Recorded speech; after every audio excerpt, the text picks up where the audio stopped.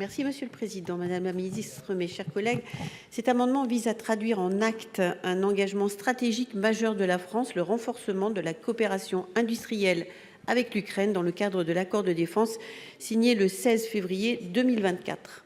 Le dispositif Built with Ukraine vise à intégrer pleinement l'Ukraine dans l'écosystème de défense européen en développant des productions conjointes, des chaînes industrielles partagées et des co-entreprises capables de répondre aux besoins opérationnels immédiats tout en préparant l'avenir. Cet accord ouvre la voie à une coopération concrète.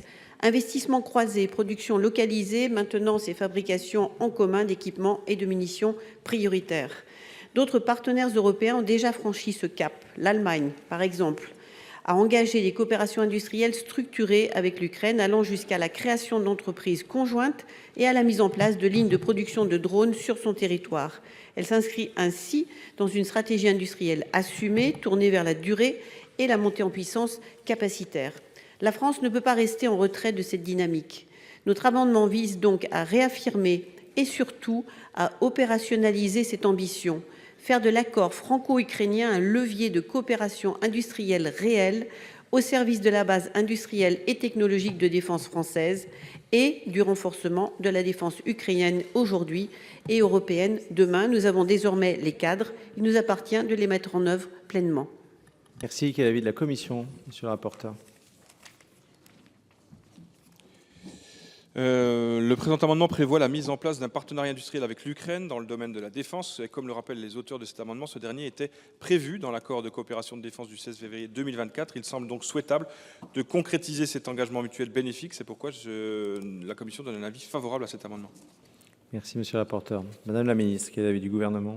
Merci Monsieur le Président. Je voudrais d'abord dire que la coopération avec l'Ukraine, elle existe. Il y a encore eu un conseil de défense il y a 15 jours sur le sujet et que donc le partenariat industriel commence largement. Il y a maintenant des joint ventures qui sont signés et qui permettent de favoriser le développement des chaînes. Et donc, quelque part, mettre dans la loi une disposition visant à rappeler les ambitions de coopération stipulées dans un accord de coopération n'est pas franchement utile, puisqu'on a des dispositions qui sont mises en œuvre par les deux pays dans l'industrie de défense, dans nos obligations internationales et nationales.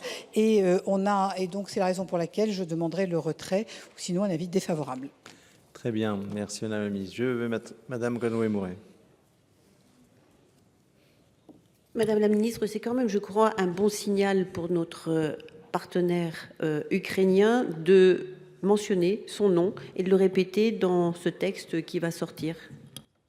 Je vais mettre aux voix cet amendement qui a reçu un avis favorable de la commission et défavorable du gouvernement. Qui est pour? Qui est contre? Qui s'abstient? L'amendement est adopté. Mes chers collègues, je vais suspendre la séance. Elle sera reprise à 20h.